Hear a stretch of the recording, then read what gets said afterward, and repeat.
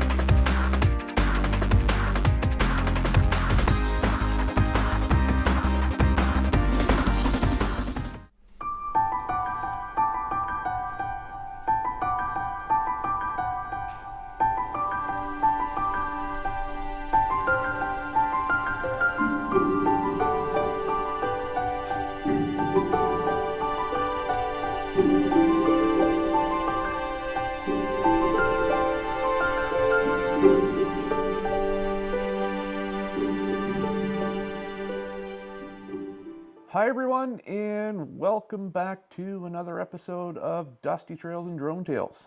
Garage edition.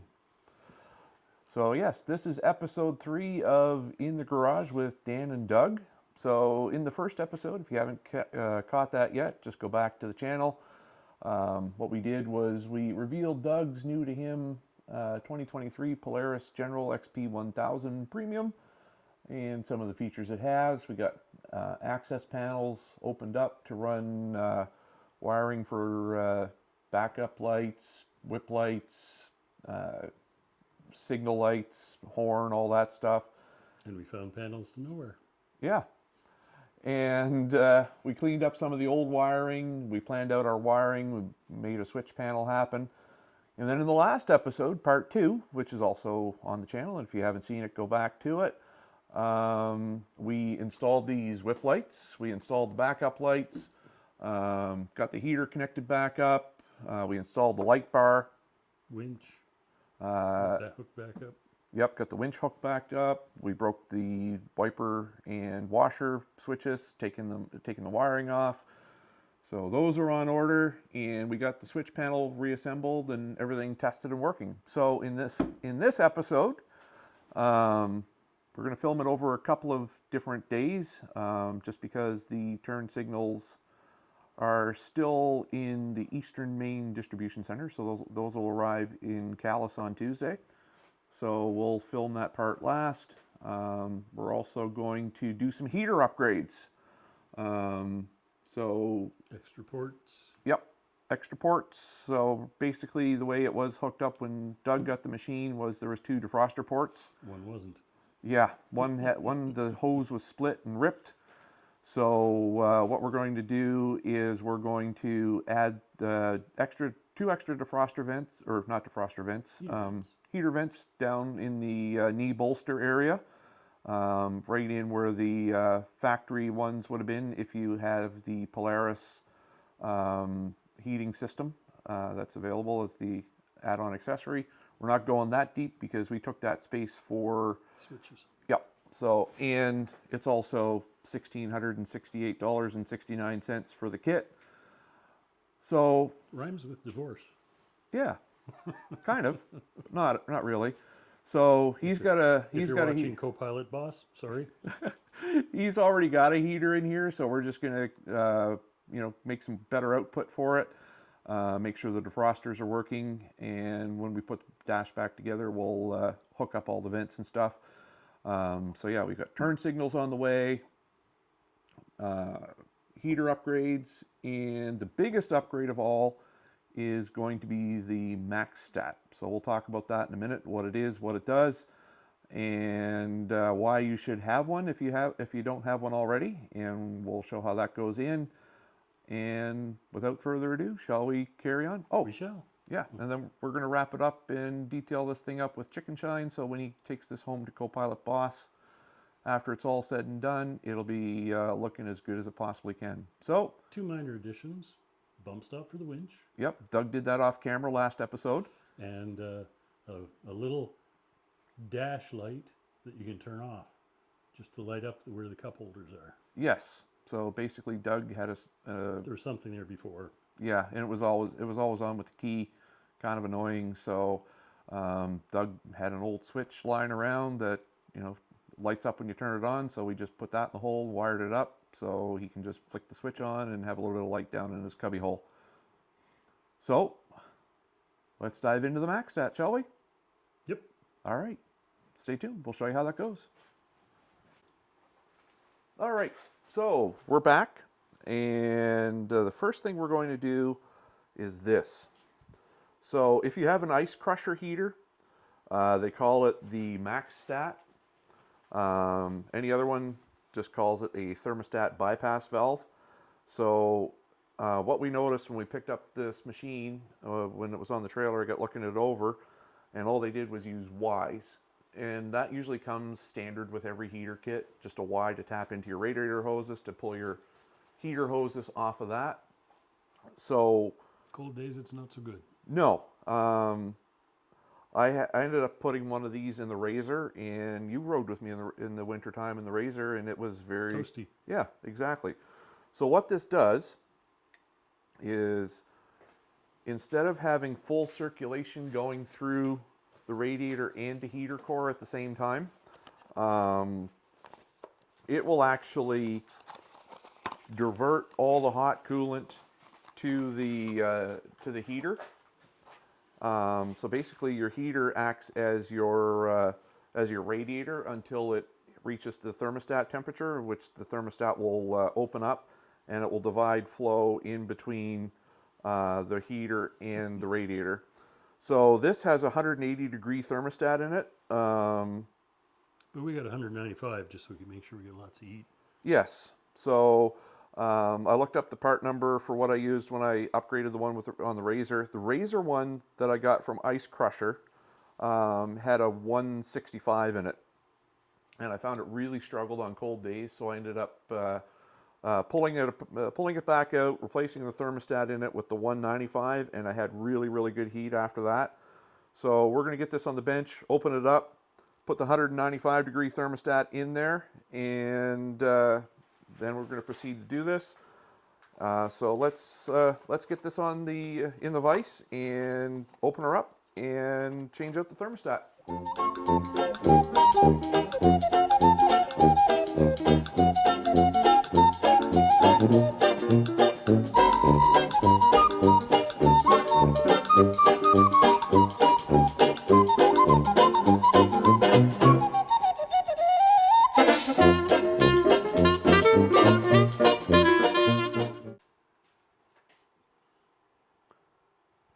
Okay, so try as we may, I put this in the vise, had a very large pipe wrench on it. This part is, from what I remember from the Razor, is this part here is just supposed to unscrew out of the housing, and then you can swap out the thermostat. But I had the bottom part locked into the vise, and the pipe wrench, you could see it was just digging into the aluminum here. So I don't know if they've changed how these are built. Like I say, the top part should just unscrew. There's a rubber gasket around the thermostat that sits in here, but I could just not get this to unscrew. I mean, we were galling aluminum, and for 89 American dollars, we're not going to screw with it anymore. We're going to run with the 180, and either way, it should improve the performance of the heater. It would have been nice to have the 195 in here, but we're just not going to get there. So what you have to do is, on the General, the feed from the engine is on the driver's side. The return, so that goes to the upper radiator hose, and then the return is the lower radiator hose on the passenger side. So, the way the radiator works, hot air or hot coolant goes into the top of the radiator, makes its way through the tubes. The fins draw the air through. That cools your coolant down. And because cold falls, that's why you have your radiator return on the bottom of the radiator. So we're going to go and clamp off the lines for the Y that's in there now.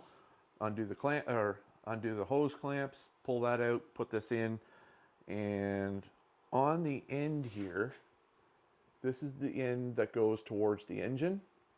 That's a little sensing bulb that's built into the thermostat there. And then this end here,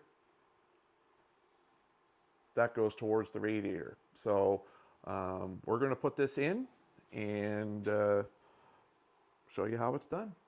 Hopefully it works.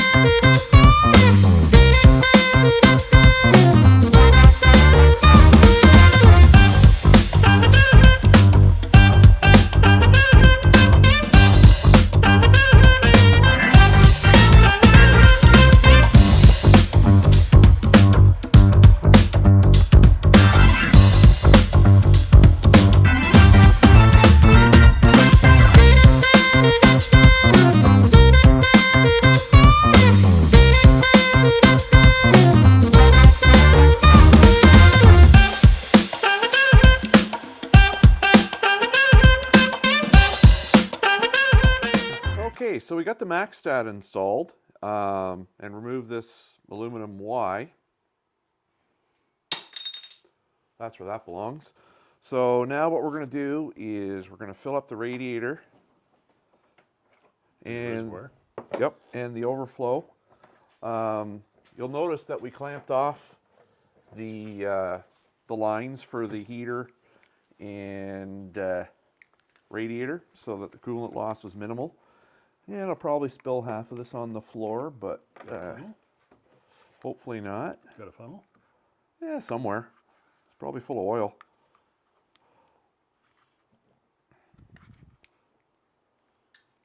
Yes. Oh, there's a button on this, right? Somewhere. Nope, that's the lock. Okay, so once it's unlocked, hold it like this. Okay. It's not a switchblade. Spring assist. It is legal in Canada. For now. So, in we go. Hopefully. This is pre-mixed green. Green is what come out of it. So you saw that when we were taking the Y out and putting the MaxStat in. Good thing I got a drip pan underneath here. Yep, environmentally conscious at all times. There, had a few bubbles.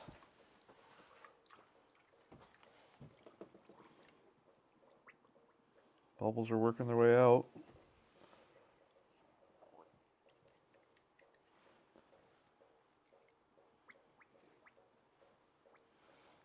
Still getting some air bubbles.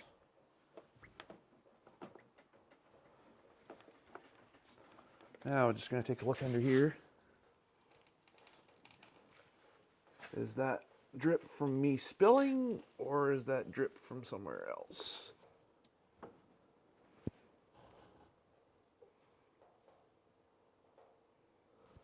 Might be able to tighten that clamp just a little bit more.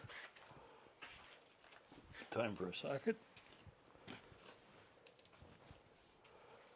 Might have to put it on a ratchet. See what the nut driver will do, but we'll get in here. Oh yeah. Yep.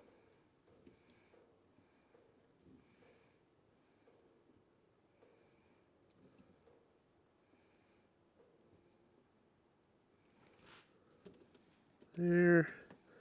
That's the bottom one tightened. top one a little more too. There. We're not dripping in the drip pan anymore, so that was not me spilling.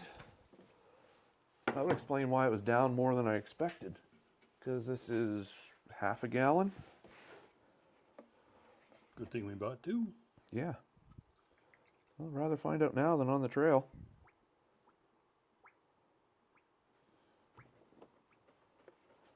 There, the bubbles have stopped. So I did check the Polaris heater manual for when you install the genuine Polaris heater. If we have to, we'll go back to the coolant bleed, but coolant bleed screw on the engine, but I don't think we're going to have to. We clamped it. Yeah, we clamped it off. We would have just introduced air here. So the proper procedure for bleeding, if you skip the bleed screw, is to fill the radiator and the reservoir, start it up, and then let it run through 2 fan cycles. So I'm going to put some in the reservoir here now. Doug, do you want to pour this? No. How much can your drip pan hold? Well, we'll find out.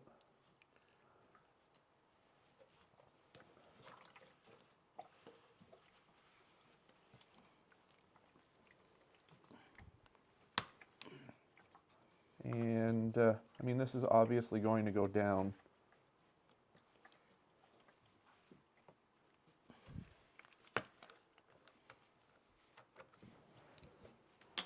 Is that one empty? Oh, that one's overflowing now. It's coming out here.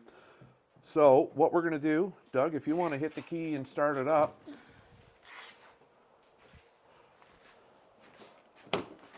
I'm going to reposition the drip pan here.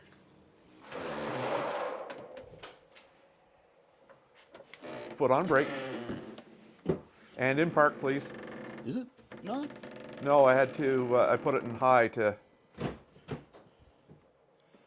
take the panel out. So we're going to let this run now through 2 cycles of the cooling fan. And we'll come back to you when it's all done and share the results. All right, folks, so it's update time.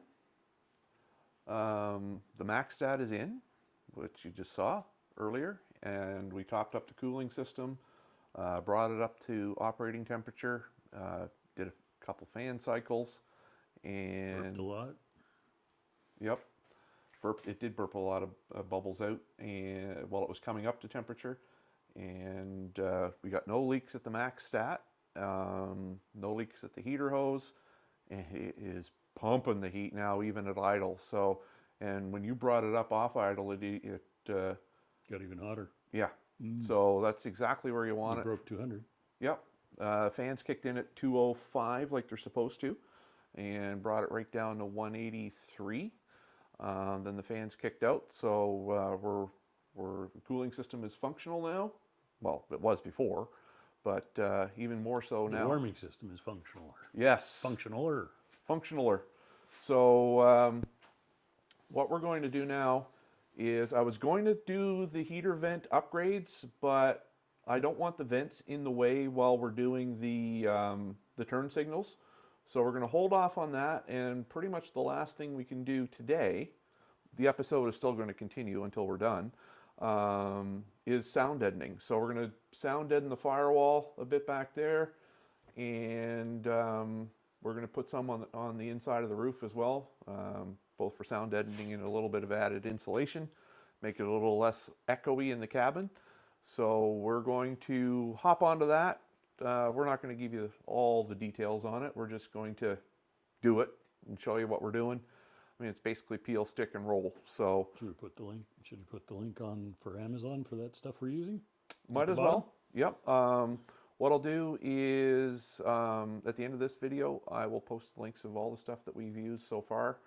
You know, Doug's fat 2-foot whips, the switch panel. Keep it PG-13. Yeah. Yeah, what all have we got?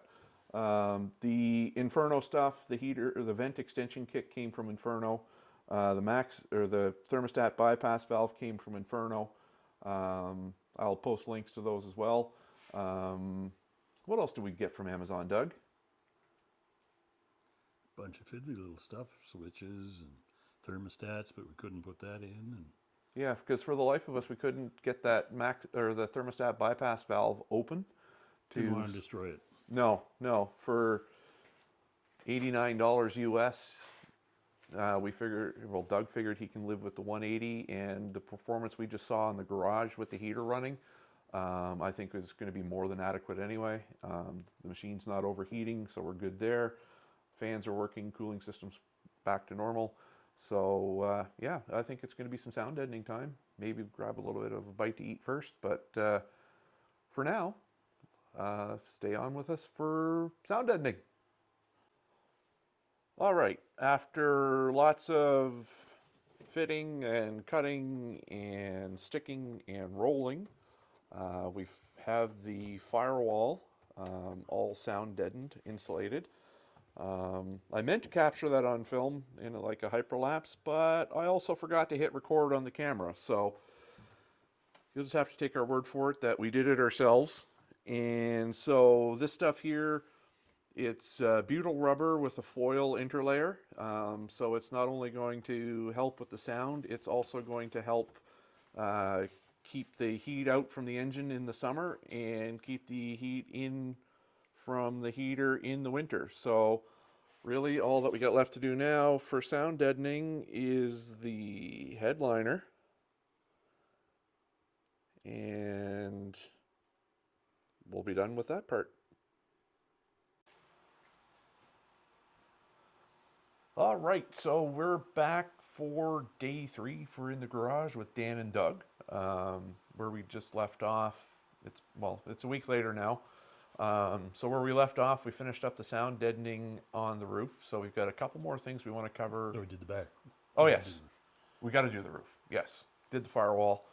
Now we got to do the roof. So we're going to do that next. A couple other things we're going to do before we wrap it up for this episode is firewall or sound deaden the roof.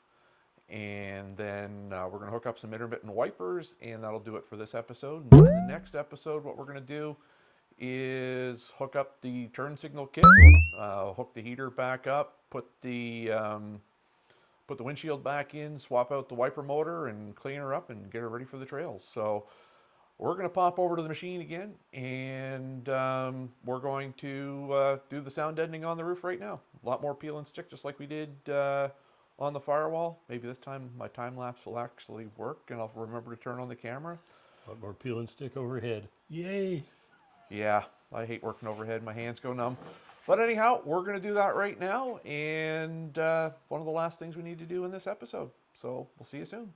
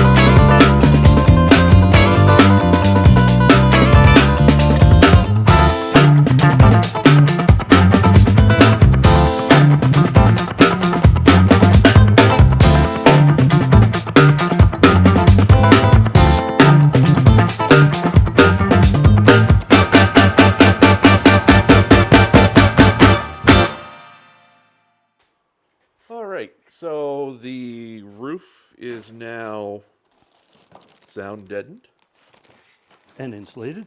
and insulated. Yes, there is a foil in that in this butyl rubber. It's got a foil inner layer, so that'll help with heat reflection to keep it in the cab and hopefully keep some heat out of the cab in the summer from the sun.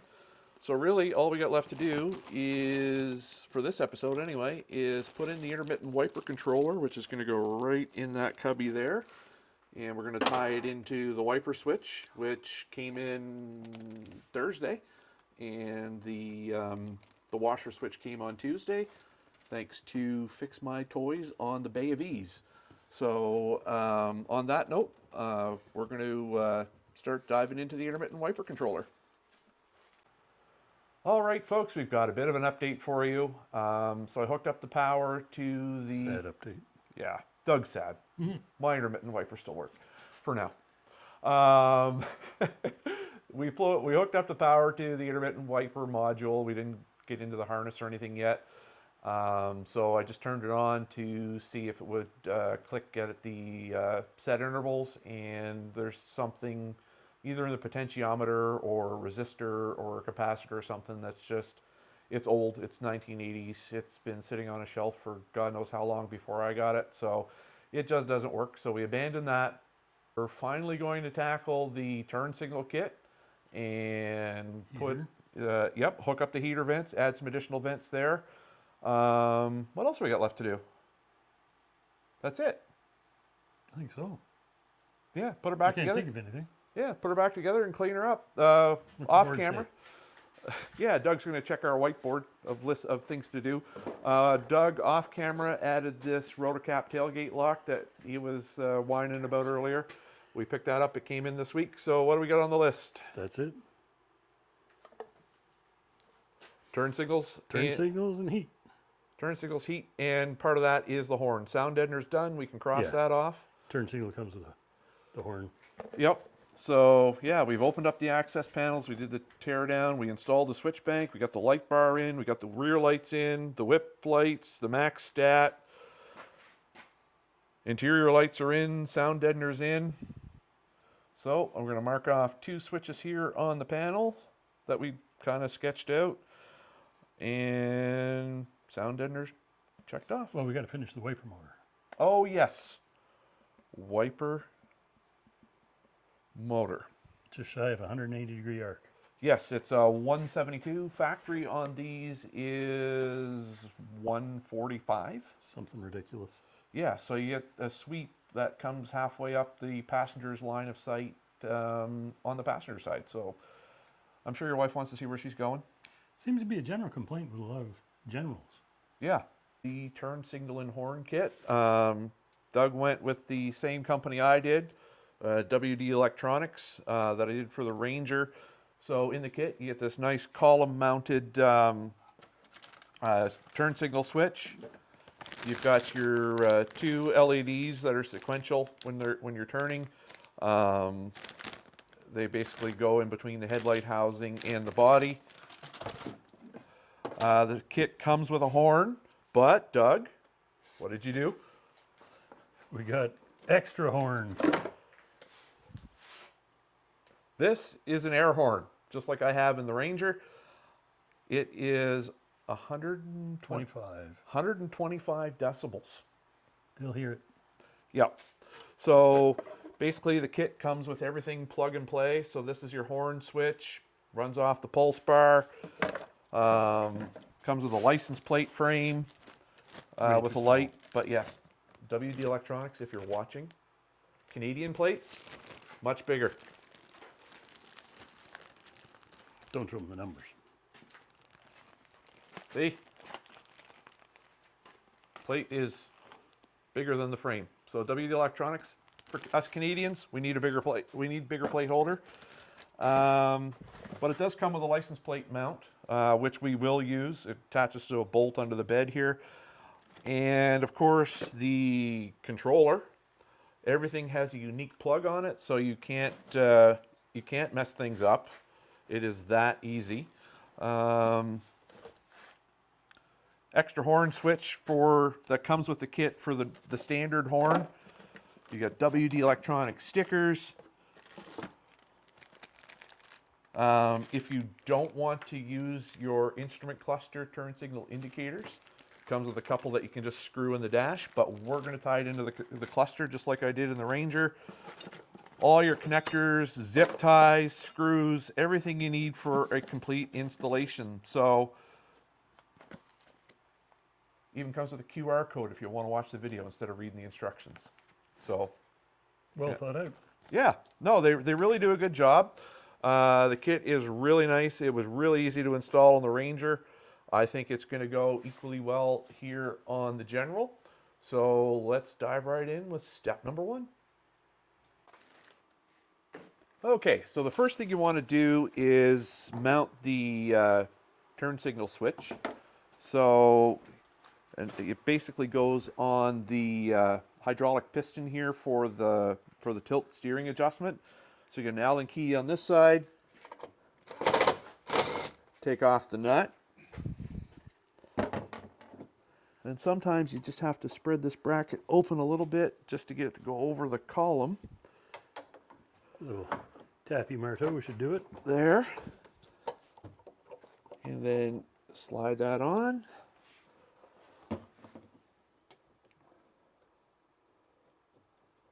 Start your nut. No wise comments on that one, Doug. Doesn't say anything. This time. Normally you would. And then tighten this back down. And then you want to take the wire and then run it up in here, in behind the cluster. Yep.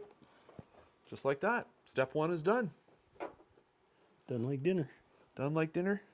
If we have enough slack, I might zip tie this to the column, but really it's not needed. And the one thing about the Generals is the column tilts with the wheel. So it's a column mount as opposed to the Ranger, which is a fixed mount. So yeah, there's step 1 done. Turn signal switch is in. So step number 2 is to position your control module. The instructions do indicate to zip tie it now, but I want to be able to pick it up to make the connections in. So there is a bar that's part of the factory roll cage and frame here. So what Doug's doing is he's just cutting some zip ties out of the way to make room for zip tying this on later. So, wow, you get a lot of wire there, Doug. Yeah, there was a lot of slack. Plus we moved it back because this was originally in the glove compartment. Oh, We right. just moved it back here with the relocate, Right. which is all this extra piece. Yes, that's the USB. Too bad we hadn't thought of going around this. Yeah. Oh, well. Or no, that wire was already there. Yeah. That was from the previous owner. So what we'll do is I'm just going to set this here for now, and then you grab your wire from your turn signal switch, and these only plug in one way. So looking for the locking piece right there. Step 2 done. Just like that. Easy. Yeah, the way they have this kit set up is so easy. Really, it's just you can't plug anything in the wrong spot. The hardest part of the kit really is just running wires, which is more of a pain in the ass than anything. But so yeah, now we move on to the next step. And let me grab the instruction sheet here, because yes, I am actually following instructions for once, because the kit is not cheap. What happened to winging it? Yeah. So now the next step is to mount the turn signal LEDs, and they got, yeah, position the control module. We're not going to zip tie it yet. So they have different options here based on what signals you have. We've got the sequential LED strips, so we're just going to skip ahead to that section, and we're going to reposition the camera so you can see what the heck we're going to do to install these LED strips. All right, so to put the LED strips in, we've got them here. What you want to do is loosen the headlight. So there are 3 T20s on the back of the headlight. So I've got a wobble extension here on my impact driver. You want about 1/4 to 3/8 gap to get that in with. So they also include somewhere in the kit, but I haven't come across them yet, is longer screws for your headlights if you need them. So I'm going to try and get this in here. Otherwise, I'll have to use a screwdriver.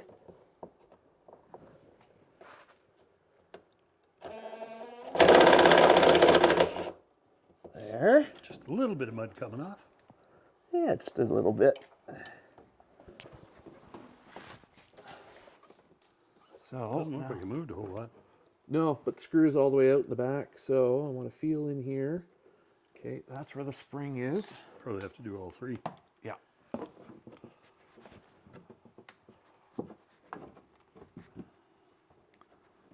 Now this one's going to need a screwdriver for sure. Well, at least the other one, when I was on it with the screwdriver, it was just an odd angle for me to get at it with the screwdriver, so that wobble extension helped quite a bit. So there. A lot of this is just by feel, folks. Try not to drop the screwdriver at the same time to get my good hand on it. And that doesn't feel like it. I mean, jacking it up and taking the wheel off would probably make life a little easier, but you know, we don't do anything easy around here, so I'm going to try and see if I can find. Oh yeah, way at the top, Yep. same side, almost bottom. And that's the spring-loaded one. So it should be one additional one. It's set way back. Yeah. It's also spring-loaded, so you can do some alignment. I'm assuming. Yes. Right there.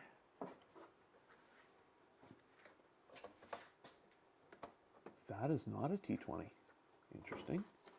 The first one was a T20. Where did I? Oh, I grabbed the T15. That's why. That's why that doesn't work. So we go over and find the T20 that I had earlier. T27. No, I already have the T20 out. Don't worry, folks, we're still here. Okay, we found the T20. So I'm going to get back up in here, feel where that spring is, because that's what keeps tension on your headlights to keep them from vibrating. Like I said earlier, probably easier if I didn't have the wheels on, but there we go. And once they're loose, there we go. Like I say, you want to back these off so that you get about 1/4 to 3/8 gap in between the light and the panel.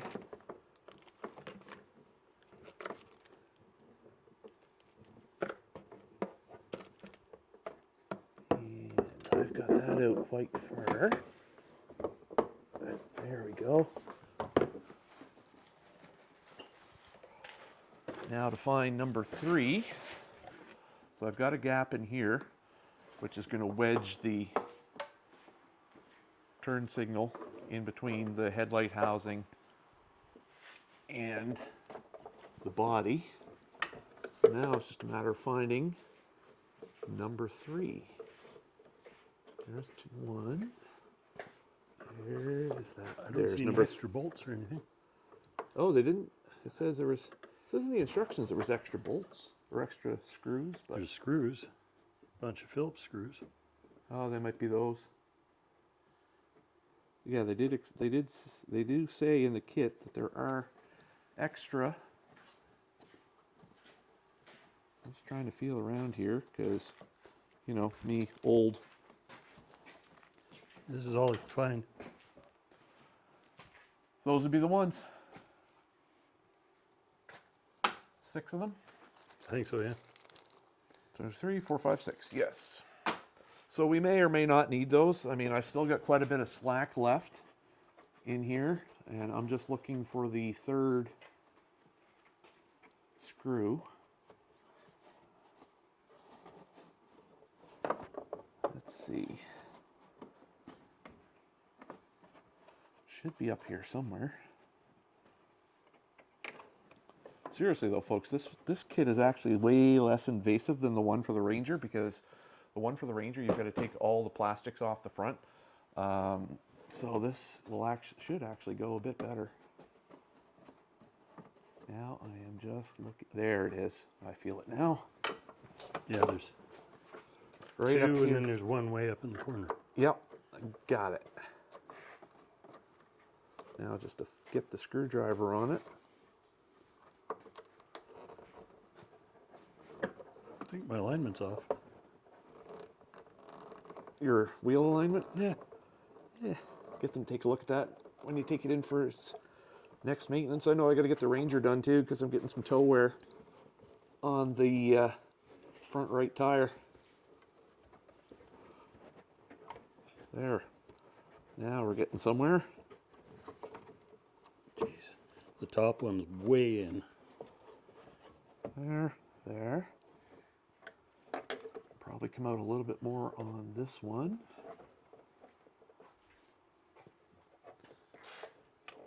Oh yeah, there's a gap now. Yep. Oh, that one came right out. Okay, we'll see if we need a longer screw for that. So what you do is you route your wire up in here in this top corner.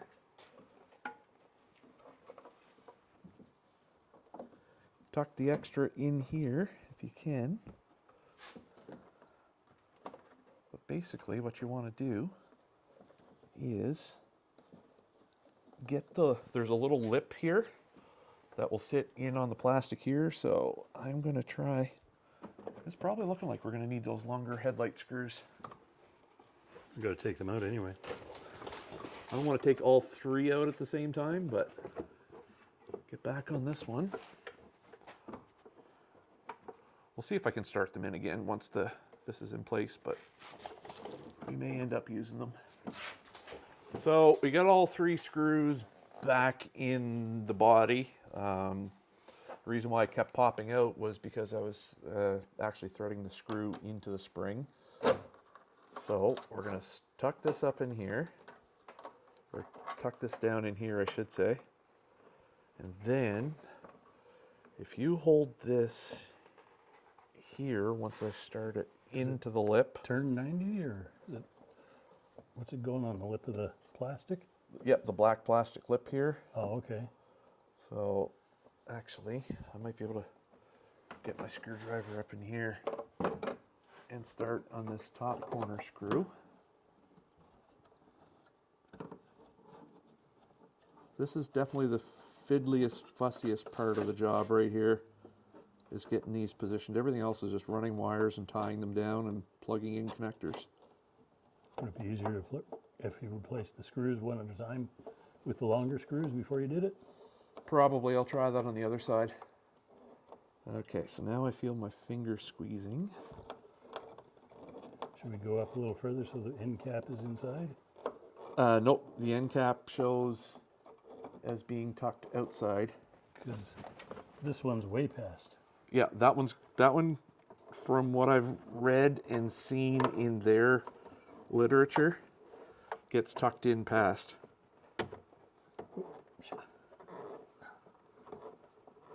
So, and yes, folks, I did get my cursing and swearing out as soon as I hit stop record on that camera. Okay, so I'm gonna bring this. I wonder if I got that little hook. It's just a matter of keeping it in the right position while you're screwing it in.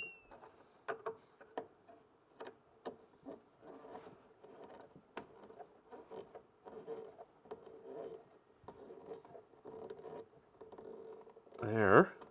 That should be wedged. And this gets tucked in here. grab it from the back It's up side. against the screw, There. Key is to get it above the screw. not below.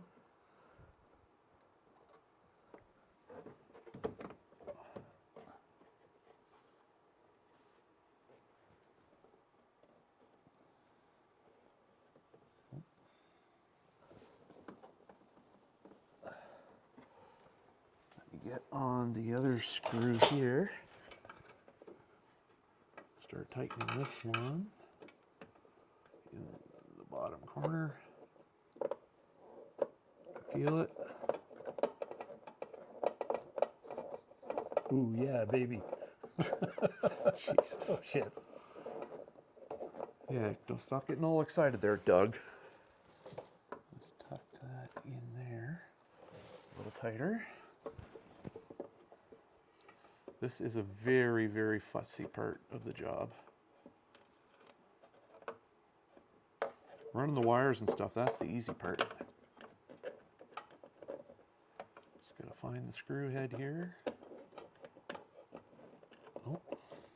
It's a very weird angle for the screw too.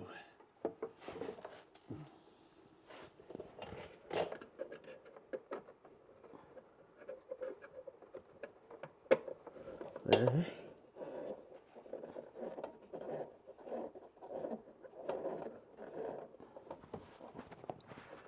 Get it lined up.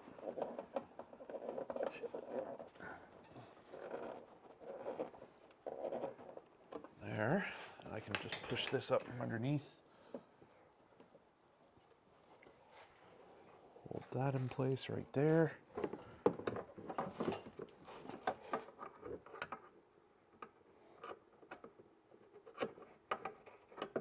Find the screw. Oh, shit, I popped the bag down again. Okay, just let me get my hand on the screwdriver here.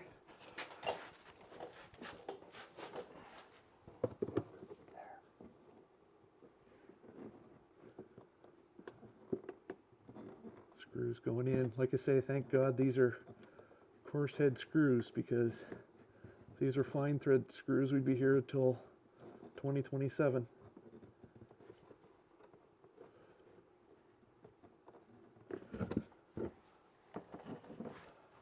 There's quite a gap here. It does. Yeah. WD Electronics, if you're watching again, if you can make this a little shorter. I think they use the same strip for all their kits. But Should we bring the other end up a little? Like bring it up here? yeah, we can try that, actually. Back her off a little bit. I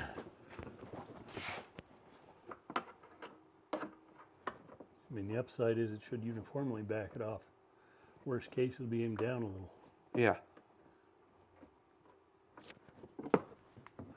Yeah, because based on where the 3 screws are, we have stuff wedged everywhere. There. Let me get one of those little dental hooks. Maybe I can grab it. Yeah. Uphill's the hard part, folks. All right, so you've got the gist of it. We're going to do some more adjusting on this, and then we're going to rinse and repeat on the other side, and then we'll move on to the next step. How about that? Okay, so the next step, as you can see, we got the front turn signals in. So what the next step is to run the wiring for that. So I'm going to grab our trusty control module here and locate the plug for that, which is this one, because it only fits one way. We're just going to set that off the side, and these are labeled driver side, passenger side. So these are the modules for the sequential part of it. So run it through. I'm going to actually just pull the grommet out a little bit here. So we run this one out through the grommet, or through the hole, through the grommet. Grommet loose, grommet loose. And then Which side is this? that's the driver's side. So the way they run down is they follow this wire here down through. And I'm just going to pop the grommet out just to make it easier to run the wires, then we'll pop it back in later. So this one here is the passenger side. And like I say, these will stay inside. Once I get them hooked up to the turn signals themselves, I'll pull the slack and tie it up inside out of the way so that we don't have all the slack showing under the hood. So it looks like a neat appearance if somebody was to take off the hood and look. Well, when you traded in the Z farce, You were impressed with the wiring. Yes. Well, we built wiring harnesses for that and everything. I just wish, or you probably just wish I would have built them wrong. And when I go, poof. Oh. We would not condone insurance fraud. No, it wouldn't be But if insurance. it caught fire accidentally, Oh, I didn't intentionally wire it wrong, so it would not have been insurance fraud.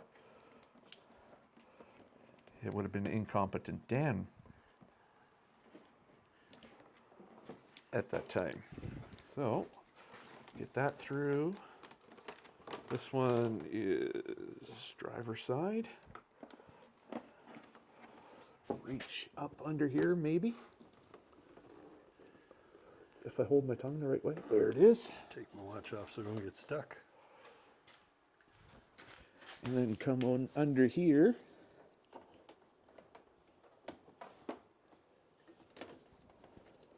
And then I'm going to make the connection here. The connection can only go one way. So they snap together, and then there's a little barrel nut on it. So you screw those together. And that keeps the connection tight.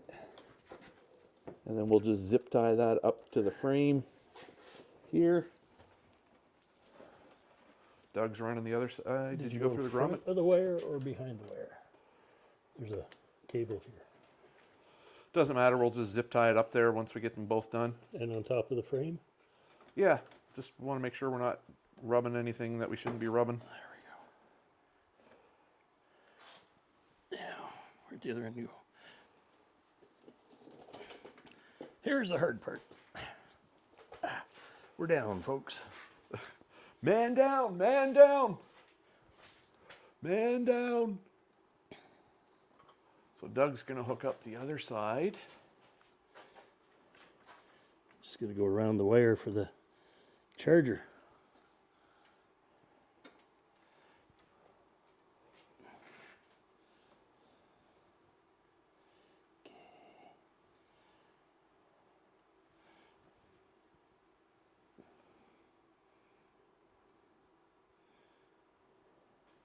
A little bit of insert tab A into slot B and then screw them together. Should be in. We'll know when we turn it on.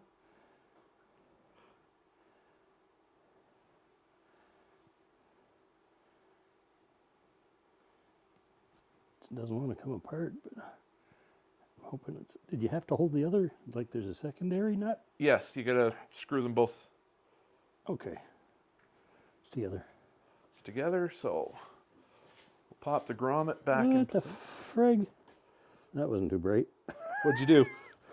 Goes down between the radiator and the frame, Uh-huh. comes up over the top of the frame again.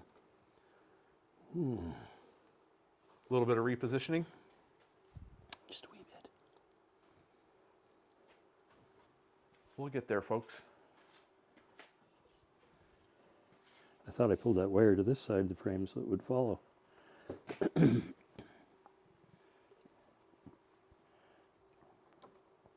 Okay. Bring it up and over here. And get the tab in the right spot.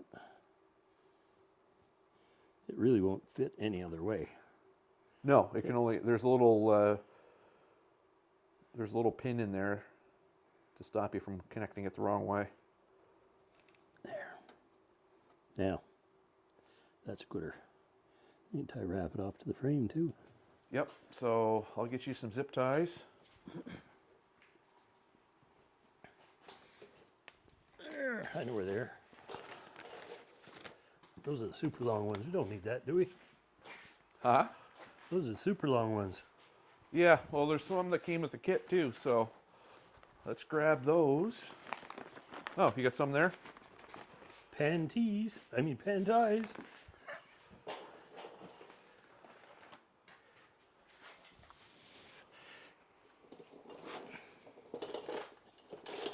Come here, Rolly. Rolly. So once you get that zip tied, I'll pull the slack out of it in here, and then we'll pull the slack back into the cab, and then we can tie up everything underneath here, because that's pretty much it, except for the pulse bar connector for the lights and or for the horn and for the control module.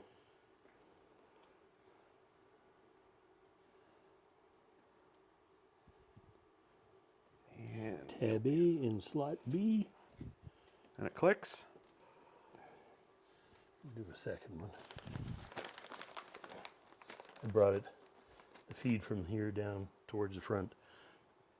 Yeah, well, there's lots of wire, so if you can run it somewhere where it's not going to chafe, interfere with suspension, we're good. That's around hoses and everything here. It's not going to get caught in your radiator fan. No. Long ways from that. Because if that's the case, then we're good. Checking to see if it pulls back where it goes. Ooh, somebody's got some sharp cuts back there. Okay. So we got the thing, the actual barrel for connection on the frame. Okay. And that'll keep that nice and secure and not vibrate away. Ooh, my hand was almost stuck. Don't get stuck.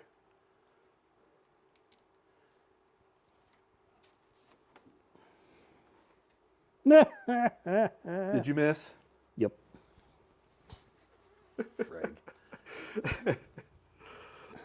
In the meantime, I'm going to tie up this side.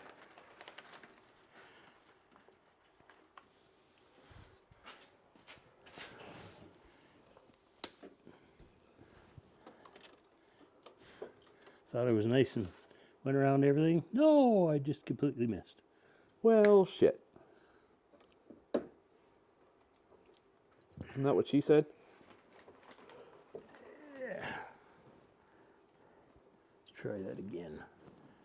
This time looking up, over, down.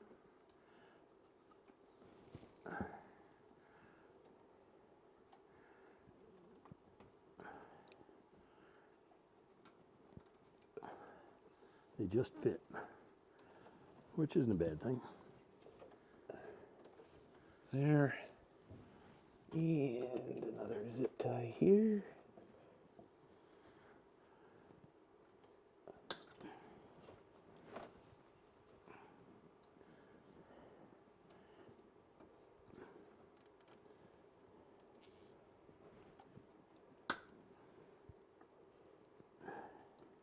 There. Pull the slack out of my side. You can do this side too. You ready for me to pull slack? Yep. Oh, that is Tug your it. side? Tug it. You got about an inch more. An inch. There. There. We'll slide the grommet down, back in. It's up out of the way.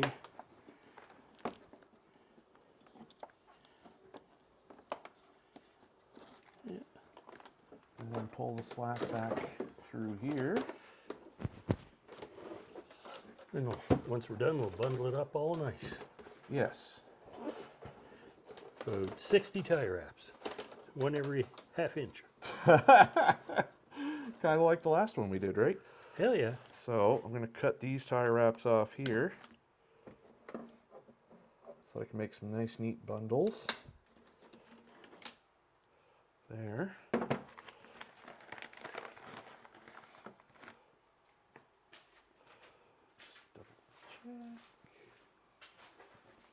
Perfect. We can slide a tie wrap through the spot here and tie the wires off to it so that it just comes back nice and gets to the cable. So Doug's zip tying is there.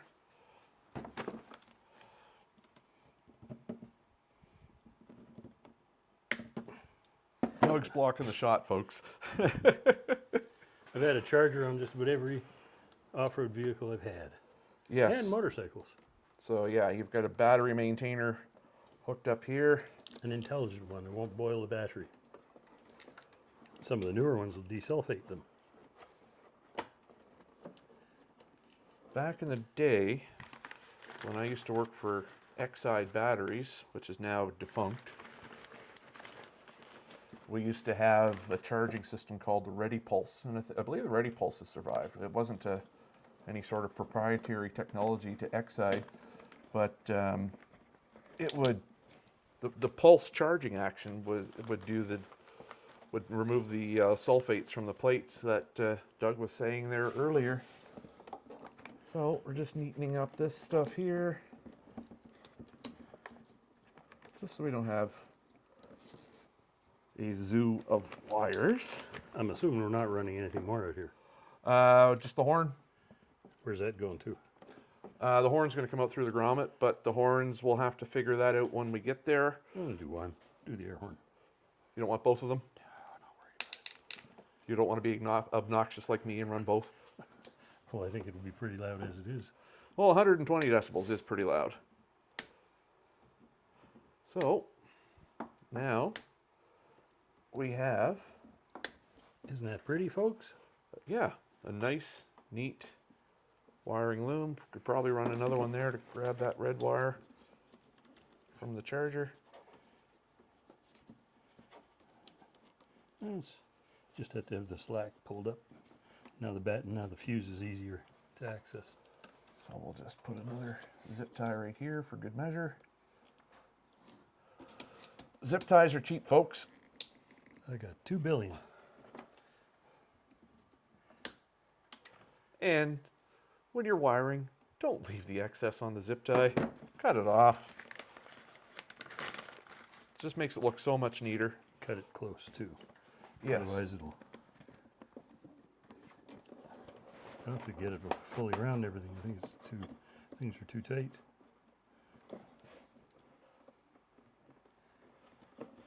Apply the wire stretchers. There.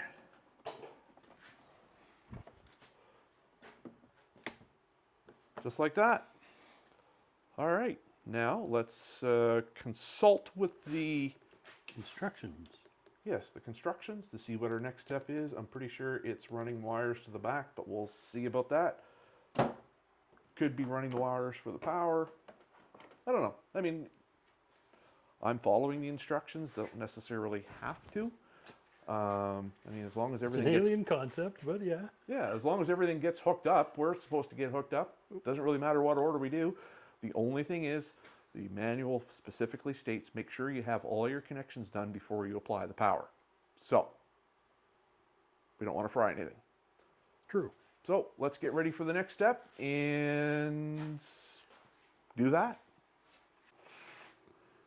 All right, so we've got the wire run from the module back here to the engine area.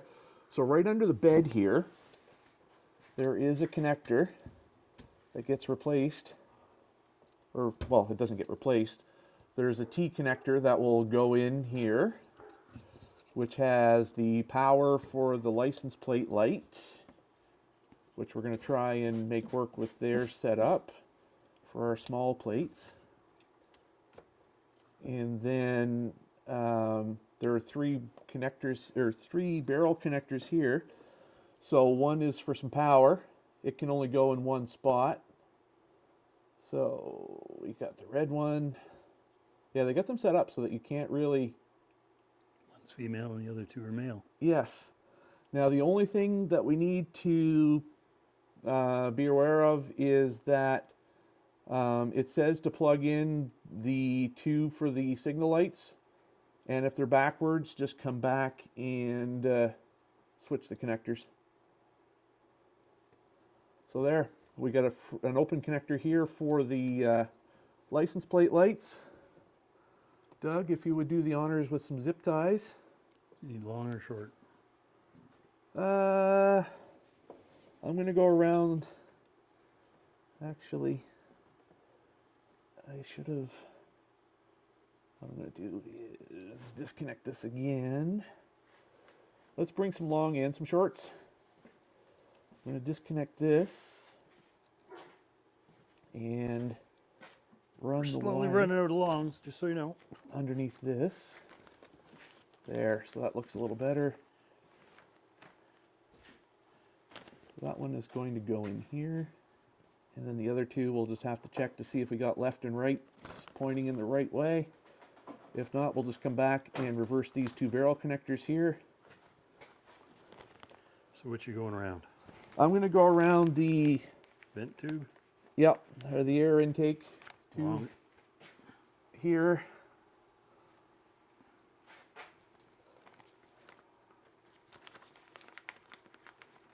Tuck this down in here. I will secure that later once we have determined whether or not we got the signal lights proper or not in the back. So there's one. And then now some shorts. Some shorts?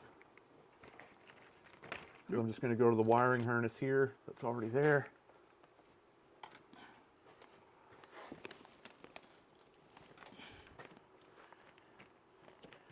And then what I'll do is I'll pull any excess of this up into the cab and zip tie it in the tunnel.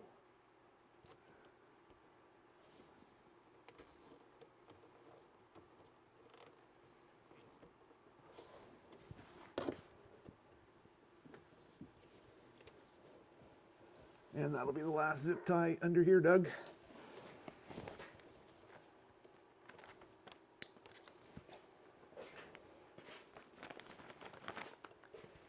Cutters? Cutters, please.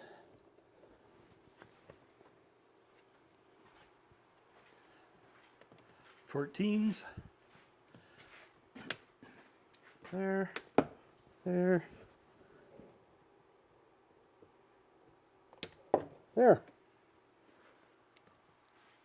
All right, so now it's just a matter of making a couple more connections and we should be in good shape. Then we see if we got it backwards or not. Yes. Here's hoping we don't. But we'll find out soon enough. Okay. So the next step is to wire in the horn. So this connector here that Doug just handed me goes through the grommet and the firewall, albeit very tightly probably because we got so much shit in here, but we'll stretch the hole and get it through one way or another.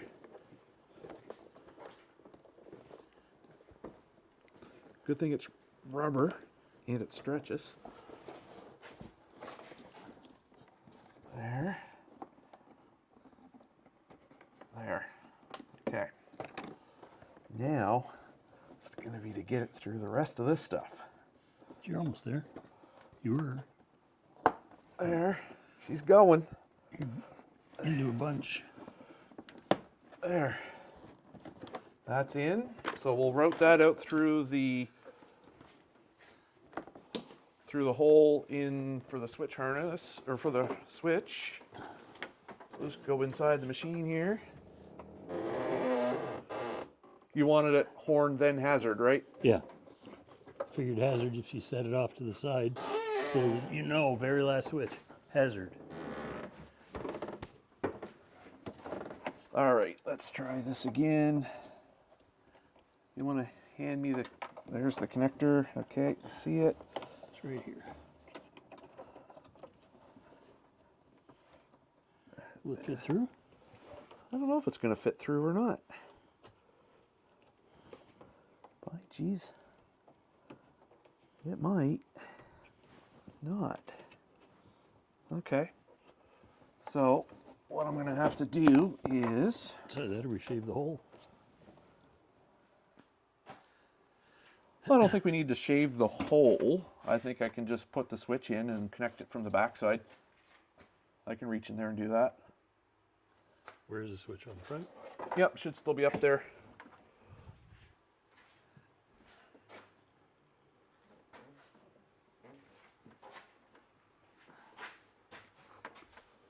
There.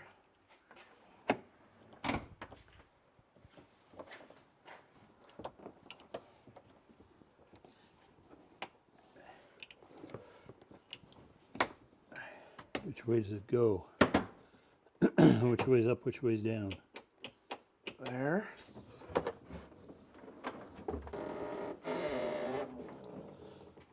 Guess it only goes this way.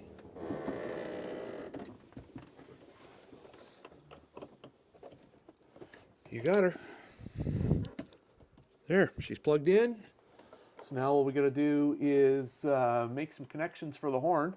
You like Doug's ultra clear windshield? It's like it's not even there. Vaporware.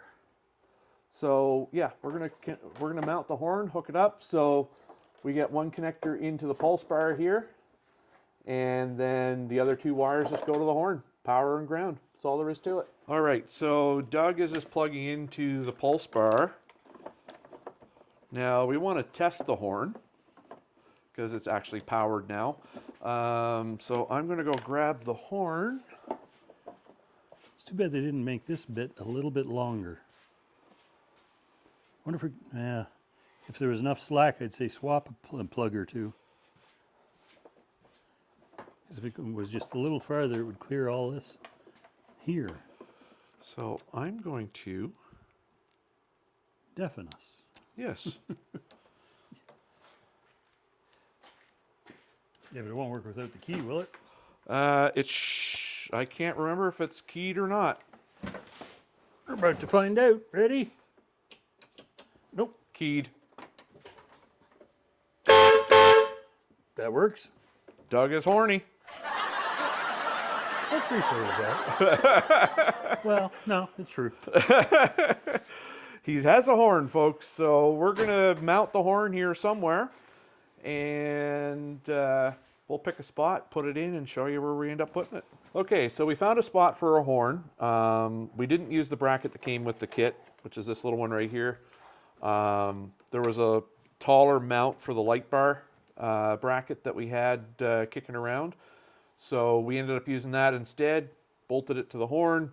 And then it was an L-shaped bracket, so we just basically attached it to the windshield washer, test fit the hood, and everything works fine.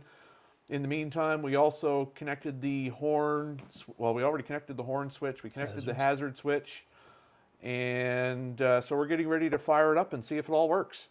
So we're just going to make the last two connections on the horn here. Everything under the hood has been run. You got your headlight there, Doug? I just want to see the positive and negative posts on here. Negative. Positive. Are you sure?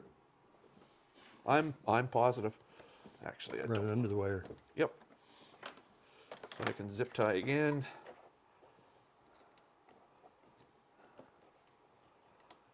Zip tie. Okay, let's do some zip tie in here. Well, do you want to show them first? They don't need to watch a zip tie. That's true. All right, let's reposition this camera. Or zoom out, whatever the case may be. Okay, so let's reposition. This is the first test of the system. Key on. Okay, we got daytime running lights. I want to try signals. It's going over here. Okay, right turn signal. Now left turn signal. Perfect. And hazards. Yep, that's all working. And turn off the hazards. Now go to the back and double check, see what's going on back there. All right. Try her again. Yep, we got right turn signal. left turn signal, and hazard. So as it turns out, we did not have to rejigger the, whatchamacallit, the connector under the bed. And PPL. Yes, PPLs are working. So we're gonna zip tie everything up here. Everything's connected. All we gotta do next is tie in to the instrument cluster. And so we'll zip tie, clean everything up here. And then I'll show you what to do to get your turn signal indicators to work in the instrument cluster. It's really not that bad. So stay tuned, we'll be right back. Okay, so we've got one final connection left to do on the turn signals, and then that'll be done. We're just gonna kind of leave this floating here for now until we get the heater vents run, maybe. Actually, no, if we put it in there, I can work around it, Doug. So what we gotta do now is tie in the turn signals into the instrument cluster. Now, if you don't want to do this step, you can just basically plug it in, and the kit comes with a couple of indicators. But there's already indicators in the instrument cluster. I mean, you kind of want it to look factory, right? So They're there. Why wouldn't you? exactly. So you basically reach in under here. I mean, how would you do it otherwise? It comes with two little blue. No, I know, but Oh. where would you put them? There's no place. You'd have to put them on the dash or something, which would be odd. Yes. That's what I'm saying. Yes, there's not really a great place for them. So, I mean, at least this way here, it looks factory. And we also cleaned up the wiring here. It's all zip tied together. So you reach in here, push in on the connector, bring this out to you, and then this opens up. And it opens up on this side right here. So you take a little flathead screwdriver and carefully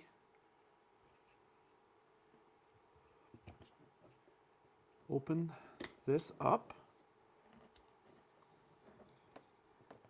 And then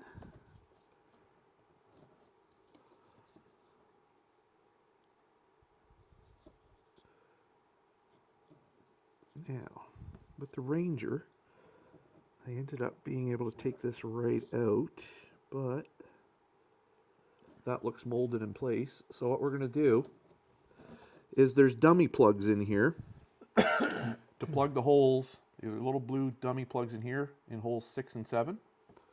Oh, yes, now I know what I got to do. I got to take this gray shell off.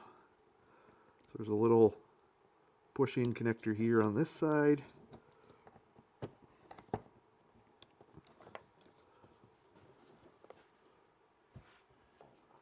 And one on the other side. Push it in, that slides off. So then you take a little rubber pick tool and you take the dummy plugs out of 6 and 7. Hook them and pull them out.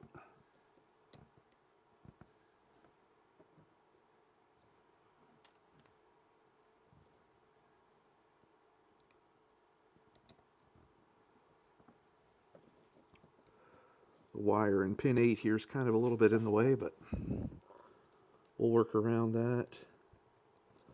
So the pins are out of 6 and 7. So according to the instructions in the kit, you get this connector, which plugs into the module right here.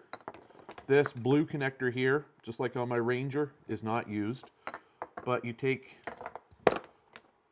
these are already have the pins on the end. So you take them and then insert them. The black one goes into pin 6, the red one goes into pin 7. You insert them so they come through the other side. And you want to insert them such that they're even with the other connectors. There, push that one through too far, but this way here I can adjust. You push them back, they kind of lock into place. Then you put this back on. No, it goes one way. Yep. That's good. Only goes one way. there's a little spot to bring the wires out the side.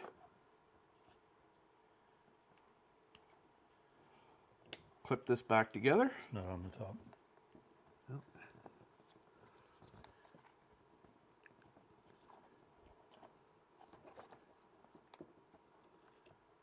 Here we go. Clip that back together. Plug this back in your instrument cluster again. Connect this connector in here. And now when you turn your turn signals on, you've got indicators in your cluster. Do we want to prove to them it works? I was going to say, you want to reposition All the right, camera? so we've got those in. Proof is in the pudding. Is it going to work, Doug? You want to do the honors and try it? There we go. Left or right, left. What about hazard? Try the hazard. Okay. Ta-da! There we go. All right, so we're going to do a couple more things here that kind of tie into the turn signal set. One is the lighted license plate frame. Because our plates are bigger than the American ones, I got to do some modifications there. So we're going to do that, tie it in, hook it up in the back, and that will totally complete the turn signal system. And then what we'll do next is jump onto the heater so we can get the dash back together. We're going to add a couple more vents, and then what else? Put the windshield in, change the wiper motor, and Some fiddly stuff. yeah, but other than that, it should be done. Like the fiddly stuff, we're going to repaint the back bumper, and because it's got some paint peeling and whatnot, so we're going to do that off camera. You don't need to see us sanding and painting. And we're going to detail her up and do a big reveal at the end. So keep with us, we're almost there. Okay, so we got the turn signal system all wrapped up. I did some mods to the license plate frame to be able to use the lighted part of it. Basically just cut off the bottom U of it, and then I bolted it to the license plate holder, and then I drilled 2 new holes for the plate in there. And then there's one bolt in the bed here that accommodates the plate holder. So it's under there, it lights up when you turn on the key. So now we're going to hop into installing the heater vents. So one thing we did discover during the course of disassembly is that this heater is an Inferno heater in switch only. Yes. It still puts out heat though. Oh yeah, puts out a ton of heat. The difference between this heater and the Inferno heater is the Inferno heater has 4 ports on it, and they're 2-inch diameter. So assuming it was an Inferno heater, just going by the switch, we ordered the 2-inch vent kit from Inferno, and in fact it is too small. It's actually 3-inch. So got on the old Amazon, rather than trying to step down from 3-inch to 2-inch and all that stuff. We're going to run 3-inch all the way because the heater has the capacity for it. So what we're going to do is, this is the driver's side kick panel that we removed by the seat. We're going to install a vent in here, and Polaris, in their forward thinking, is the Polaris OEM heater has a port here, same thing on the passenger side, in addition to the 4 dash vents plus the 2 defroster vents. So what we're going to do is we're going to install a 3-inch vent here. It's going to be tight, but Polaris, like I say, in their forward-looking, or infinite wisdom, they put a dimple here to mark the center of where you need to drill. So got a 3-inch hole saw here. Doug's going to shine a little light on the subject, line up the drill with the dimple.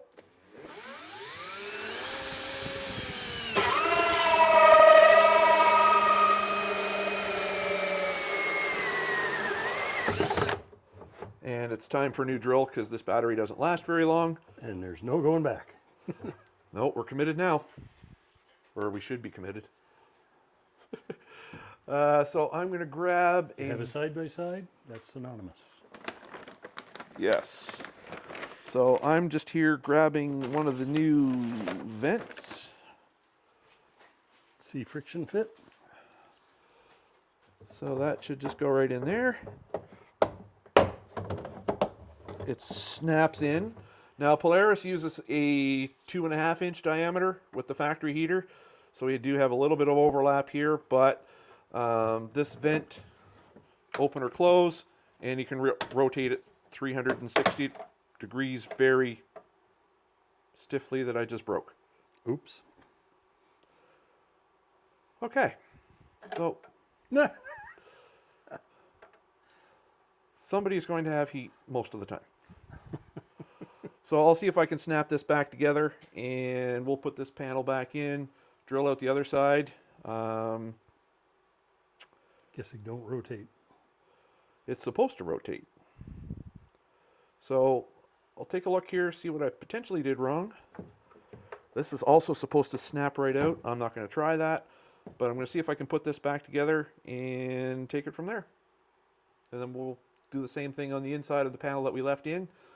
Put this panel back in, start plumbing it. What we're going to do is take a hose off the heater to a Y to these two vents, and then a hose off the heater to a Y to the two defroster vents. So we're going to finish doing that up. The defroster vents are already installed in the dash from when Doug bought the machine. So let's see how the heck we're going to make this work.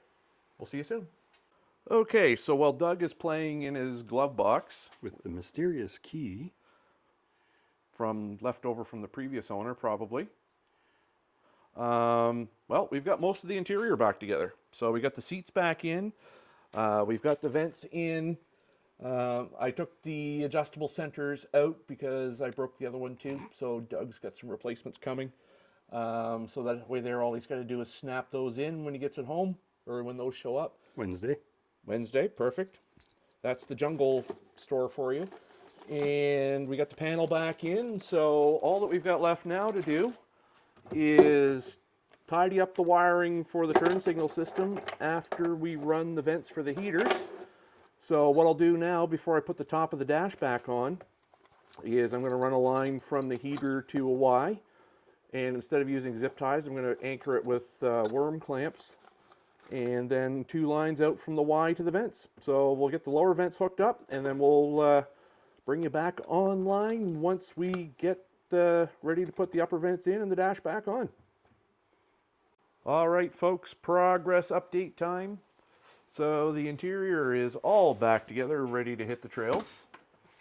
And after a lot of fighting and fussing, blood, sweat, and tears. oh yeah, blood, I split my thumb open. The dash is back in, the vents are all hooked up, so we've got airflow everywhere.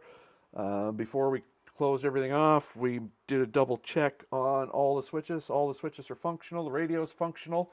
So tomorrow, what do we got left, Doug? Windshield. Yep. Then motor. Yep. And clean up. There's one at the bumper. Yes, we're going to paint the back bumper. Probably not going to show you that because, well, it's just sanding and painting. So we're going to call it a night. It's like 9:30. Doug's going to come back in the morning, and we're going to finish her off. So we'll see you tomorrow.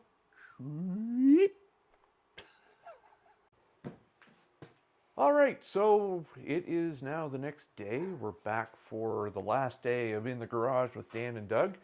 So while I was waiting for Doug to come down this morning, I cleaned up and sanded and painted the back bumper. So that's all done. Now we're just getting ready to... And it looks amazing. It's not rusty. It's not my best work, but it'll do. So yeah, we're getting ready to put the windshield in here and then change out the wiper motor, clean her up, and we're pretty much done. So let's get the windshield in. All right. Sounds good. Let's do it.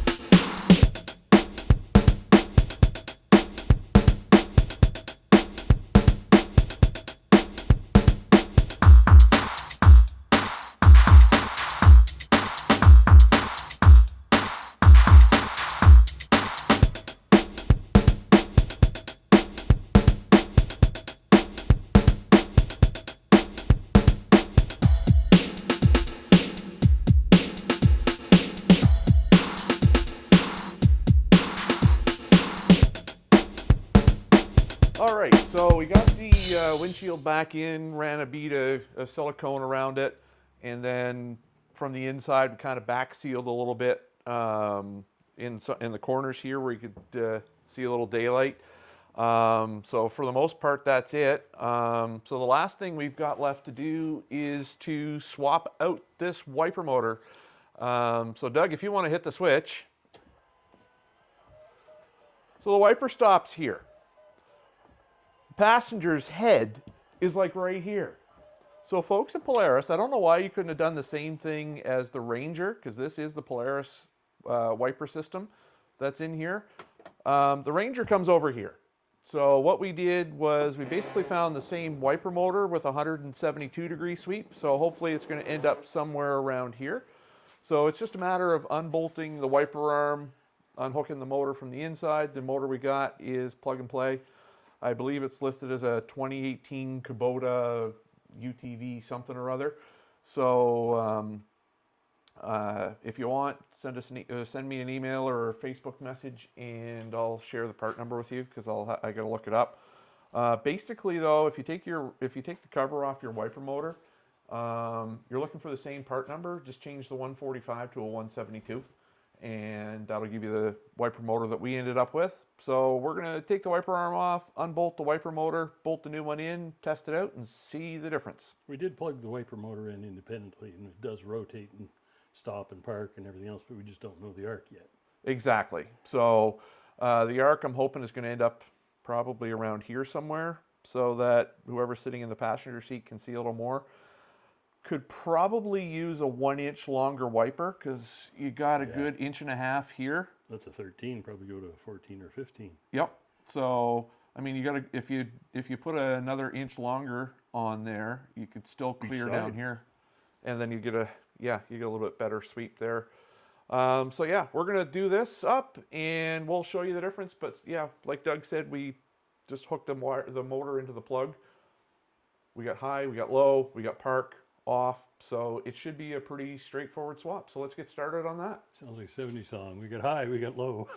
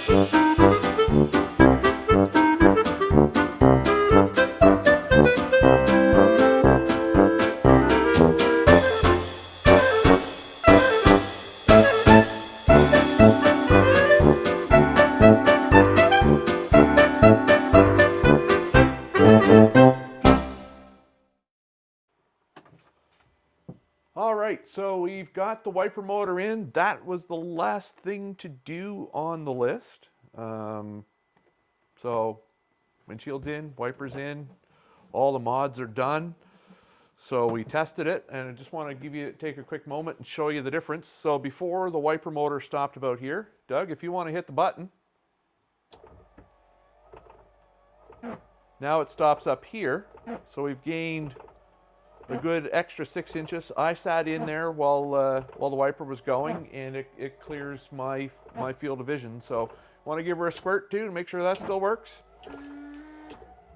That works. Might have to adjust the squirter a little bit, maybe.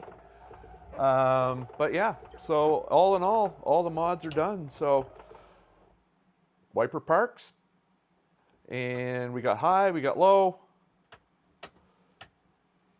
Accessories are all still working. We We didn't knock anything loose on the switch. Horn works. So what do you say, Doug?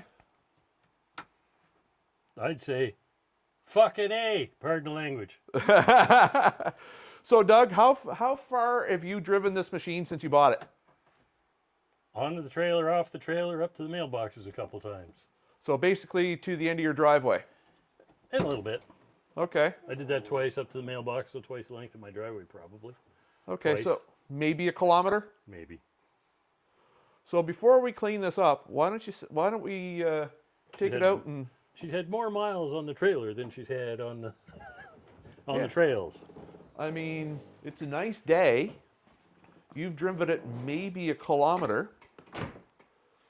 Why don't we throw the helmets on and hop in and take Heck her yeah. for a rip up the trails, see how this thing actually does. Might have to move a car. Or two. All right, so let's get geared up and we're going to go for a little rip, see how this thing actually rides and performs, and hope for the best. There's no hope, and I think it'll be perfect. Hopefully, and none of the stuff that I put on falls off. But we'll see you on the trails. You should see the friggin' excellent job he did of the bumper. Doug, do you want to show them the bumper? Yes. Well, here. I'm impressed. I'm happy. Here's the camera. Go ahead. I don't want to make him seasick. All right, all right. This is really not my best work when it comes to paint, but Yeah. there's the back bumper. So it had a few rust spots on it, some paint peeling. So I sanded out the rust, put a little rust converter on it, filled it up with a bit of high build primer, sanded it, and gave it 4 coats of VHT semi-gloss chassis and roll bar paint. That stuff actually has its own primer in it, so you don't have to prime if you don't want to. But I've used it on other stuff before, and it is actually very tough paint. So, yeah. So let's get geared up and... I was trying to see if I had a picture of it before so we could show them. Don't be scrolling for the dirty pictures on your phone. Viewers are watching. No, you can't really see it. I mean, that doesn't do the rust justice. I mean, you can see some there. Yeah, you can sort of see a little bit of it, but once you start sanding that, I mean, the rust was pretty much from here to here, a bit in here. We had some peeling starting down here, and then from here to about here, the paint was peeling. So all in all, about an hour, some sandpaper, some high build primer, and he's got a painted bumper that he's actually very proud of.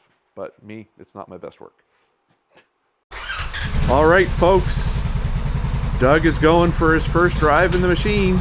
That's more than a kilometer for to the end of his driveway and back. So he's just pulling out of the garage here now. And we're gonna hop in and go for a little spin. It's not even clean yet. It looks pretty good. There we go. Time to hop in and go. All right, we're gonna head into St. George here now. Is this the furthest you've driven it yet, Doug? Probably by that house. Okay. So first impressions in the first few hundred meters? Drive's good. Everything's wonderful. I'm just waiting for the heat to warm up. And do you find it's any quieter now than the little bit you drove it? Yes. Significantly. I mean, the fact that we can have a conversation without yelling our heads off till we're hoarse makes a big difference between the old one and this one. I was going to say, what kind of difference between this and the CF Moto? Sore through. So this is a lot better then? I mean, I've only been in the CF Moto once, so...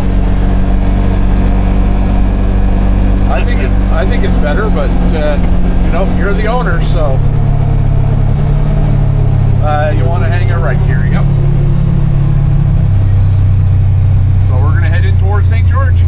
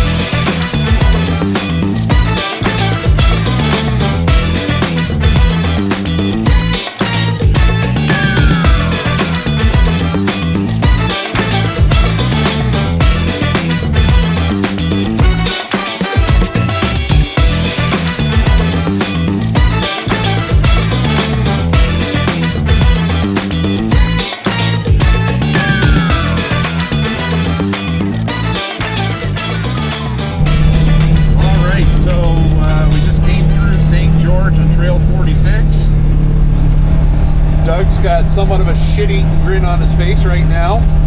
Ear to ear. Yep. So I think he's a lot happier so far with this than the Z-Force. Much more comfy. Yeah. Bushy seats. Lots of heat. More power. Oh yeah.